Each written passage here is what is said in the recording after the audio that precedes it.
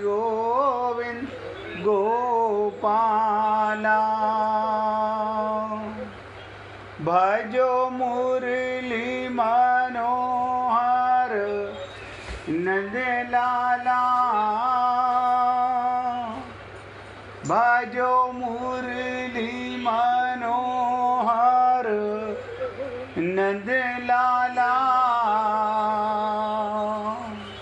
भजो गिरिधर गोविंद गोपाला।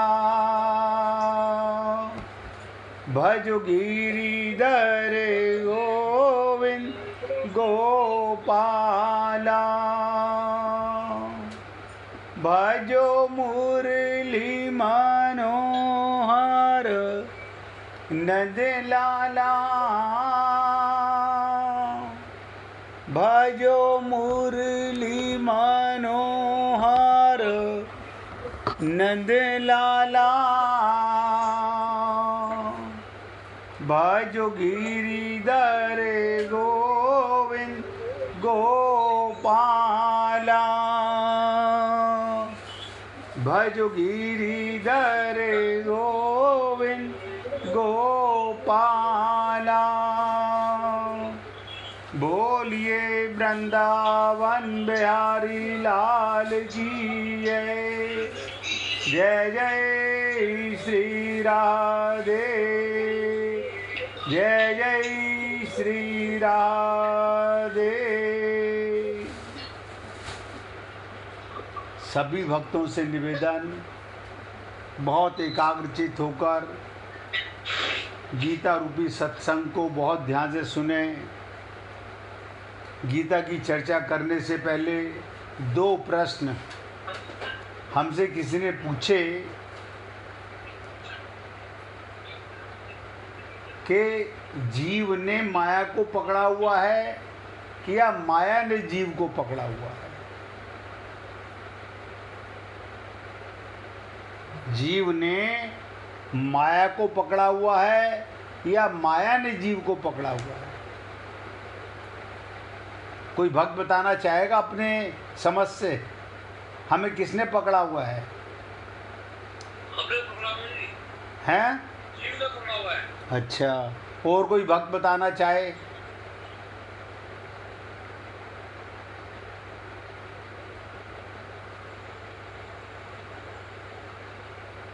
बताइए भाई जी,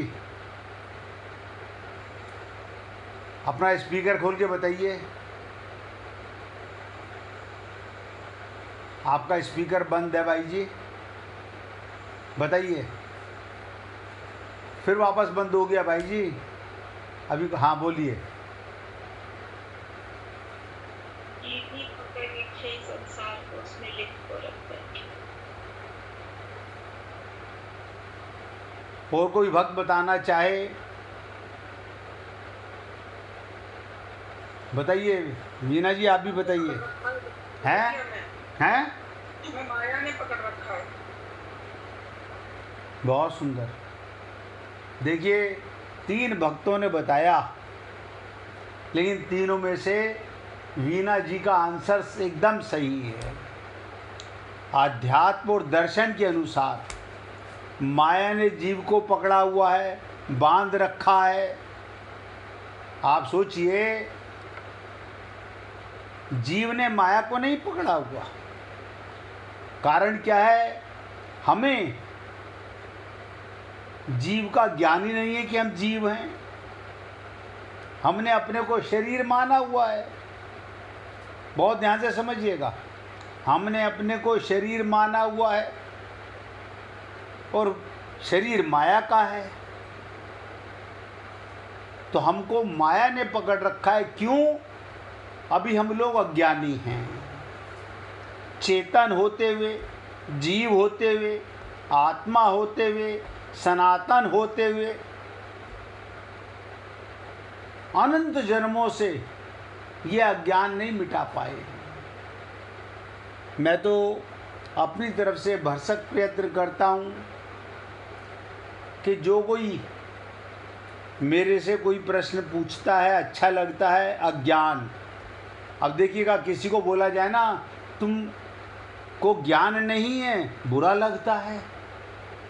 किसी को बोलो तू अज्ञानी है बुरा लगेगा, तू पढ़ा लिखा नहीं है हमें बुरा लगेगा।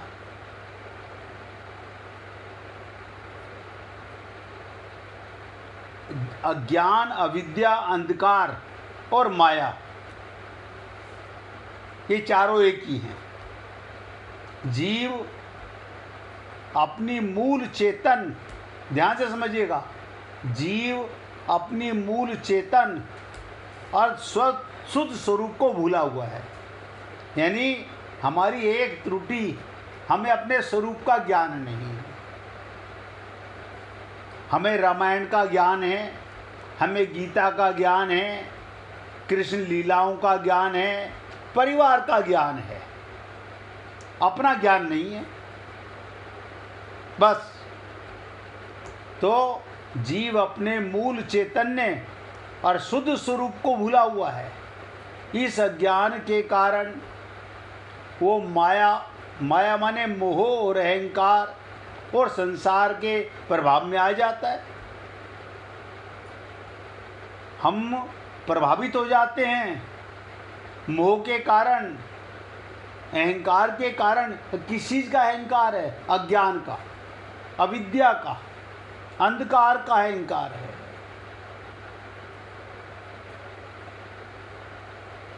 उसका प्रभाव हम पर पड़ रहा है। माया की शक्ति, ध्यान से सुनिएगा, माया ईश्वर की त्रिगुणात्मक शक्ति है जो इतनी प्रबल है, अच्छों की बुद्धि को मोहित कर देती है। इसलिए माया जीव को पकड़ रखती है क्योंकि जीव को अपने स्वरूप का पता नहीं। आप देखिए, हमको कोई हमारे शरीर के नाम से बुलाए, हम पलट के तुरंत देखते हैं, हाँ बोलिए क्या बात है।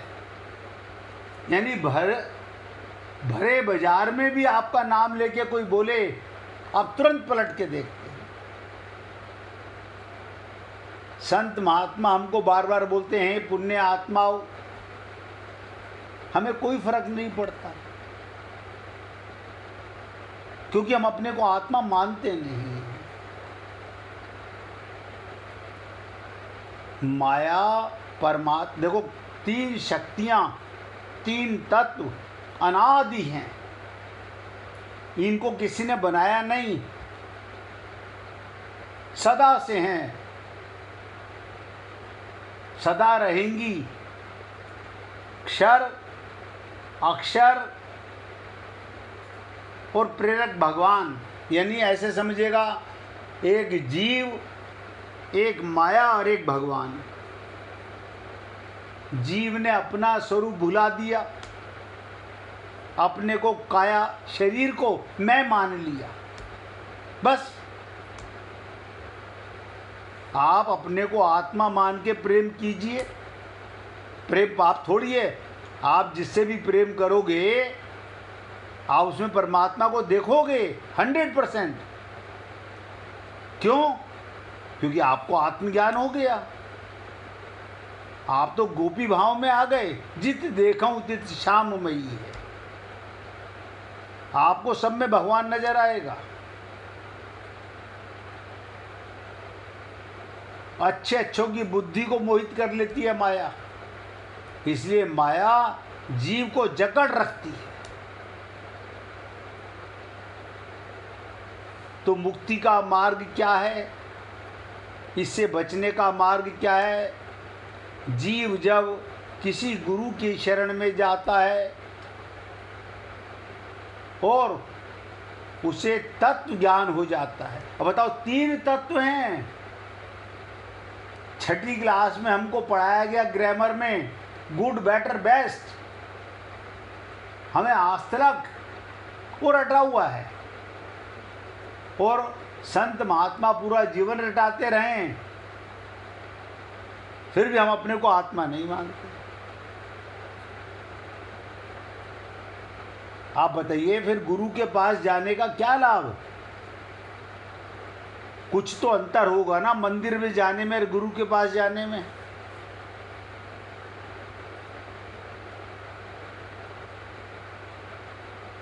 दादू दयाल के पास उनके शिष्य सुंदर और रज्जब गए, फिर कहीं नहीं गए। क्यों? बोले जब हमारे परमात्मा का हमारे अंदर ही हमारे गुरु ने ज्ञान करा दिया तो हम कहाँ जाएं? लेकिन आप और हम लोग मन के गुलाम हैं। मैं ये नहीं कह रहा हूँ मंदिर मत जाना, लेकिन मंदिर अपने को शरीर मान के जाते हो तो नोट कर लेना, भगवान का दर्शन नहीं होता, केवल मूर्ति का दर्शन होता है। अन्यथा आपको अपने परिवार में ही रोज भगवान दिखता है। बच्चों में भगवान, जितने मेंबर परिवार में रहते हैं सब में भगवान है। आईने में देखो तो क्या दिख रहा है? देखने वाला भगवान, दिखने वाला भगवान। तो मुक्ति का सबसे सरल मार्ग गुरु की चरण शरण जाने का मतलब होता है मन बुद्धि का सरेंडर करना। क्यों? मन बुद्धि संसार के विषयों के लिए है, हम उसी से भगवान को पकड़ना चाहते हैं, उसी से भगवान को पकड़ना चाहते हैं। इसलिए जीव जब साधना, भक्ति और आत्मज्ञान प्राप्त करता है तब माया का पर्दा हटता है। वो माया से मन मुख हटा देता है, भगवान के सन्मुख हो जाता है। और भगवान कहीं से आएंगे नहीं कि बैकुंठ लोक से भगवान उतर के आ रहे हैं, या साकेत लोक से राम आ रहे हैं, या गोलोक से भगवान श्री कृष्ण आ रहे हैं। ना ना ना ना, वो तो अंदर ही बैठा हुआ है। भटके हुए हम हैं, अटके हुए हम हैं। अब कितनी कमाल की चीज है। असली चीज को, असली अज्ञान को मिटाना नहीं चाहते और हम पुस्तकें पढ़ पढ़ के ज्ञानी बनना चाहते हैं। माया का पर्दा, आप माया के मनमुख हो। कितना भी गुरु कहे कि झूठा है संसार, ऐसे कैसे संसार झूठा है? जब मुझे अपने ये पता है मैं शरीर हूं तो मुझे संसार सच्चा नजर आएगा।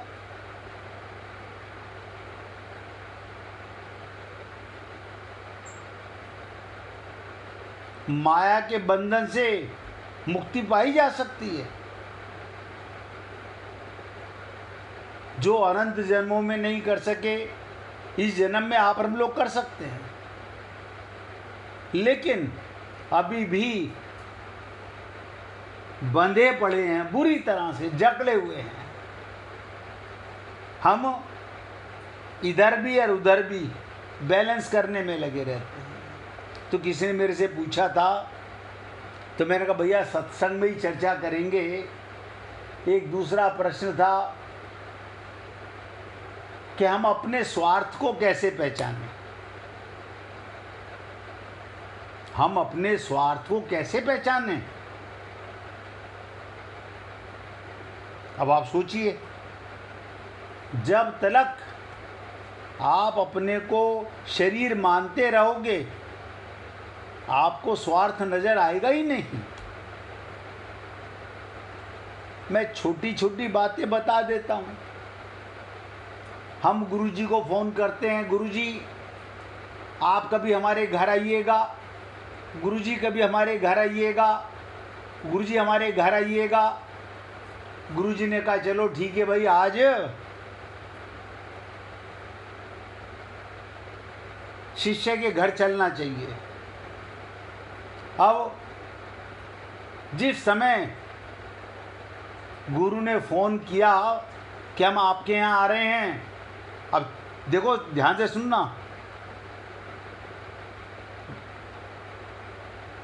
उनकी शिष्या थी, उसे फ़ोन किया कि तुम रोज हमें बोलते हो आते नहीं, आज हम आपके यहाँ आ रहे हैं। तो शिष्या छूटते ही क्या बोली, गुरुजी हम तो घर पे ही नहीं हैं, आप पहले बताते। हम तो घर पे ही नहीं है, घर में ही हैं, हम घर में नहीं हैं गुरुजी। अब आप सोचिए क्या कह रहे हैं, क्योंकि पति के साथ 15 साल बाद पिक्चर देखने जाना है, गुरुजी को झूठ बोलेंगे, क्या पता चलेगा? गुरुजी को नहीं पता चलेगा, लेकिन अंदर बैठा हुआ एक महा ज्ञानेश्वर गुरु और भी बैठा हुआ है आपके अंदर, उसको सब पता चलेगा। भगवान का वीडियो कैमरा 24 घंटे ऑन रहता है। भगवान का वीडियो कैमरा 24 घंटे ऑन रहता है। आप पखाने में बैठो या मैखाने में बैठो या मंदिर में जाओ या कहीं भी जाओ, भगवान का वीडियो कैमरा हर जगह आपके अंदर है, लगा हुआ है। आपको लगता है देखा गुरुजी को हमने कैसे झूठ बोल दिया, पति जी आप तो खुश हो ना। अब आप सोचिएगा ये स्वार्थ था, हम नहीं पहचान सके।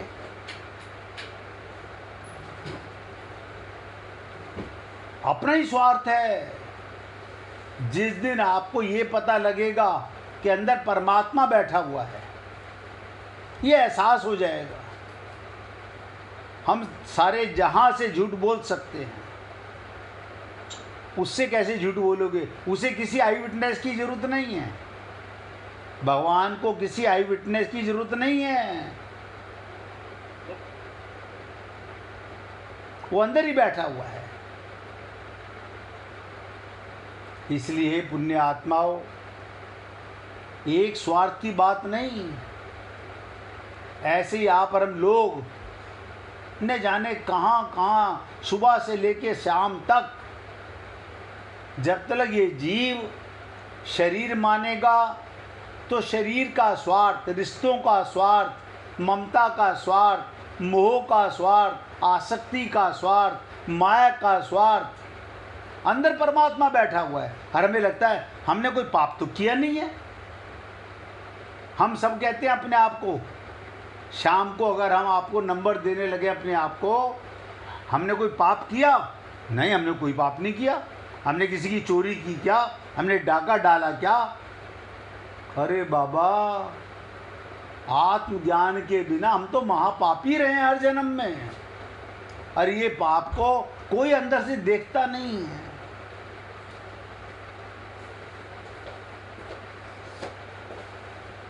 इसीलिए कहा गया कृष्णम वंदे जगत गुरुम, वो तो आपके अंदर बैठा है। आप कहते हो बाहर वाले गुरु को तो हमने छुपा लिया, अंदर वाले को कैसे छुपाओगे? जानत है प्रभु सबके मन की, कि आपका मन कहाँ छल कपट कर रहा है। हे पुण्य आत्माओं, स्वयं का ज्ञान नहीं है, इसलिए हम काया मानेंगे तो काया का स्वार्थ, स्वयं माने आत्मा तो परमात्मा का स्वार्थ। सिंपल सी बात है। इसलिए कल भी मैं बोल रहा था कि आत्मज्ञान बिना नर भटके, क्या मथुरा क्या काशी है। आप सारे तीर्थों में भ्रमण कराइए, नतीजा पहले नोट करके जाइए। ठन ठन गोपाल, ठन ठन गोपाल, खाली पैसे की बर्बादी, शरीर की बर्बादी, प्राप्ति कुछ भी नहीं है। हाँ, मन खुश हो गया, मन खुश हो गया, हमने ये कर लिया, हमने ये कर लिया।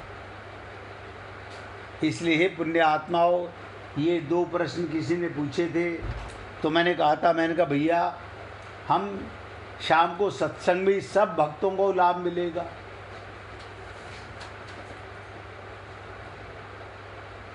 हमारी अज्ञानता के कारण हम माया के मन सन्मुख हैं, भगवान के साथ रहते हुए माया के सन्मुख हैं। ये अज्ञानता मिटाने से मिटेगी, अपने आप नहीं मिटेगी। अब वरना हम मंदिर जाते हैं, पूजा करते हैं, भगवान का प्रसाद चढ़ाते हैं, सवा मनी चढ़ाते हैं, 56 भोग लगाते हैं, बंगले सजाते हैं और न जाने सुंदरकांड का पाठ, सत्यनारायण कथा और पता नहीं क्या क्या करते हैं। बता, भगवान को जरा सा भी हमारे ऊपर तरस नहीं आता। भगवान कहते हैं तुझे आत्मज्ञान हो जाए तो ये सब प्रपंच छोड़ देगा, फिर जो करेगा मेरे लिए करेगा। तेरा नाली साफ करना भी पूजा है। जैसे आप हम लोग मंदिर में पूजा करते हैं, नाली साफ करते हुए नाक पे कपड़ा रख लेते हैं, बदबू आ रही है। क्यों? क्योंकि भगवान का काम नहीं मानते। और आपको लगता है मैं कर रहा हूं, अगर परमात्मा अंदर ना बैठे तो आप सांस नहीं ले सकते, एक सांस नहीं आ सकता। इसलिए आप सबसे निवेदन करूंगा, ये छोटी छोटी सी हमारी ऐसी त्रुटियां हैं जिसको आप हम लोग समझ नहीं पा रहे हैं। और बचपन से हम लोग लकीर के फकीर होकर अभी क्या कहते हैं, नहीं ठीक है हम गुरुजी को सुनते हैं, लेकिन ये करने में भी क्या जा रहा है, छल कपट करते रहते हैं, संकल्प नहीं करते। अब करेंगे तो व्यवहार में करेंगे, अब जो भी करेंगे वो संसार के व्यवहार के लिए करेंगे, आत्मज्ञान के बाद। तो हम आपके साथ चर्चा कर रहे थे गीता के 4थे अध्याय के 32वें श्लोक में, जिसके अंदर हमारी चर्चा यहाँ तक आ गई थी कि वेदों में केवल स्वर्ग की प्राप्ति, सकाम अनुष्ठानों का ही वर्णन न है, ऐसी बात नहीं, उनमें परमात्मा प्राप्ति के साधन भी बताए गए हैं।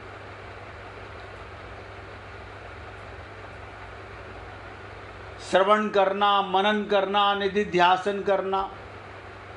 देखो हम सब सुनते हैं, लेकिन कैसे सुनते हैं? मन से सुनते हैं। मन तो माया का है,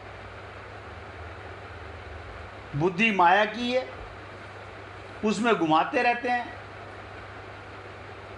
जैसे संसार की बातें हमारे बुद्धि में हम करते हैं, आज मम्मी ने मेरे से अच्छा नहीं किया, ऐसी बात कह दी है, ऐसे हम गुरुजी को बोलते रहते हैं।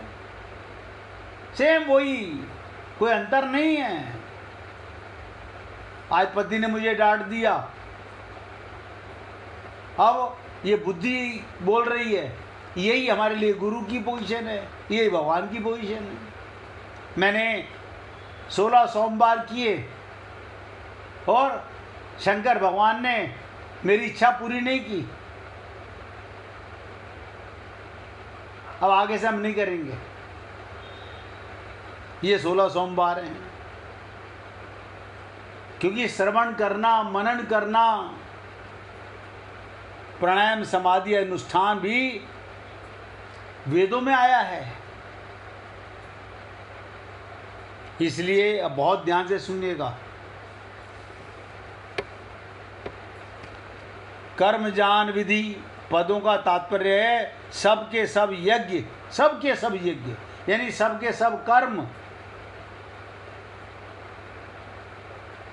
कर्मजन्य हो जाएं, अर्थात कर्मों से होने वाले, शरीर से जो क्रिया होती है, वाणी से जो कहा जाता है और मन से जो संकल्प होता है, वो सब कर्म कहलाते हैं। ये उपकरण हैं, ये तो अपना काम ठीक करते हैं, अंदर की मशीन बिगड़ी हुई है। हम भगवान को जो मंत्र बोलते हैं वो गलत नहीं है, लेकिन बोलने वाला गलत है। वो शरीर से बोल रहा है, आत्मा जान के नहीं बोल रहा। वो स्वार्थ में भगवान की पूजा कर रहा है, प्रेम में भगवान की पूजा नहीं कर रहा। इसलिए अर्जुन भी ध्यान से सुनिएगा, क्योंकि गीता के अंदर अर्जुन को मूल पात्र बनाया गया। अर्जुन अपना कल्याण तो चाहता है, आप हम लोग भी अपना कल्याण चाहते हैं, पर युद्ध रूपी कर्तव्य कर्म को पाप मानकर उसका त्याग करना चाहता है। अब मैं किसी कसाई के घर में पैदा हो जाऊं, मैं कसाई का काम करना नहीं चाहूं, मैं चमार के घर में पैदा हो जाऊं, पढ़ा लिखा ना हूं, चमार का काम करना ना चाहूं, ये कोई काम है? हम जमादार के घर में तो पैदा हो गए, लेकिन जमादार का काम नहीं करना चाहते। अब आप सोचिएगा कैसे कल्याण होगा।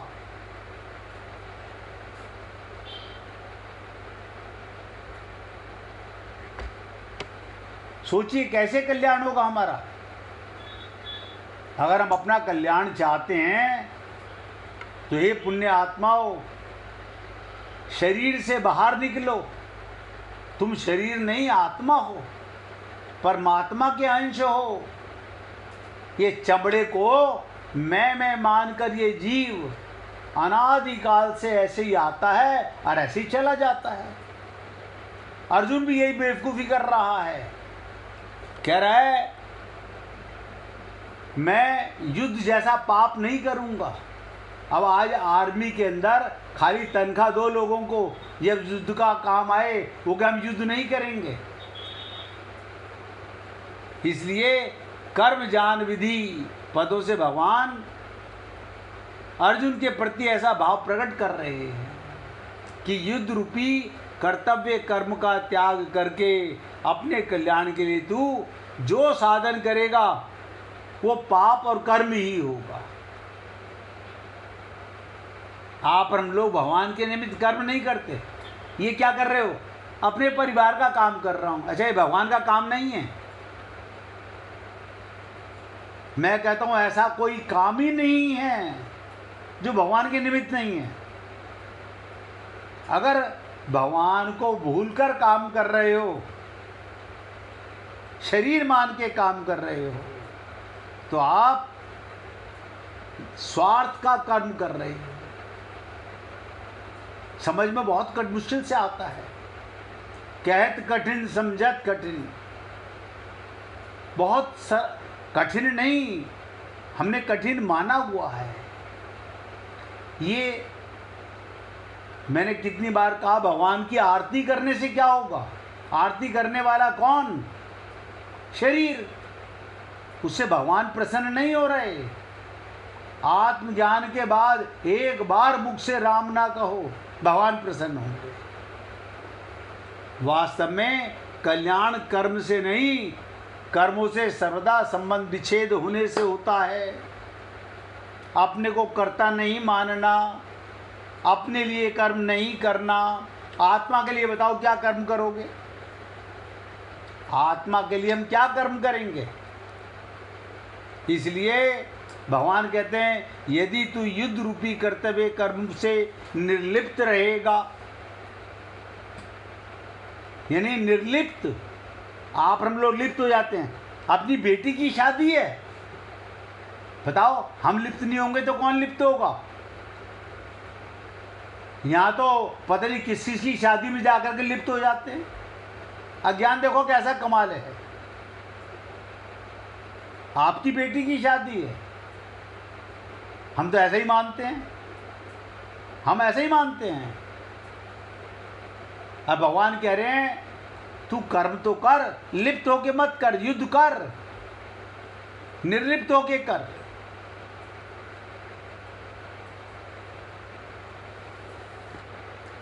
जो व्यक्ति भगवान के निमित्त कर्म करता है, निर्लिप्त होके कर्म करता है, उसका 100% कल्याण होता है। उसे कोई रोक नहीं सकता। वो एक बार मुख से राम ना बोले, एक बार ना बोले, भगवत प्राप्ति होगी। क्यों? उसने जो भी कर्म किया है भगवान के निमित्त किया है। इसलिए हे पुण्य आत्माओं, अभी कुछ बिगड़ा नहीं है, अभी शरीर छूटा नहीं है, अभी हमारी मृत्यु हुई नहीं है। ये परिवार, ये रिश्ते नाते, ये बेटा बेटी कोई द्वारा नहीं मिलेगा, कभी नहीं मिलेगा। लेकिन आप और हम लोग इनके कारण भगवत प्राप्ति को छोड़ देते हैं। अब 1 मिनट भगवान का कीर्तन कीजिए, उसके बाद आगे चर्चा करेंगे। श्री राम जय जय राम।